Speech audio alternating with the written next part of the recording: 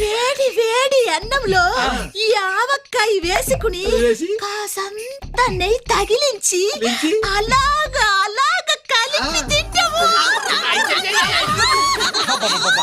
మీకు ఇలాంటి పచ్చళ్ళు ఎన్ని కావాలంటే అన్ని ఇచ్చేస్తాం గానీ మీ వయసాలిని మా బాల ఇష్టపడుతున్నాడు, దానికి మీరు కొంచెం హెల్ప్ చేయాలి.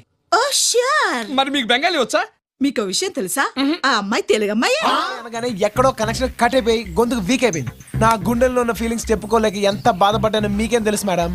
అదే మన తెలుగు అమ్మాయిని తెలుసుంటే నా కష్టాలన్నీ చెప్పుకుని మాయ చేసో మతలబ్ చేసో ఈ పాటికి లైన్ లో పెట్టుకునేవాడిని. అలాంటి వాడివి కాబట్టి చెప్పలేదు.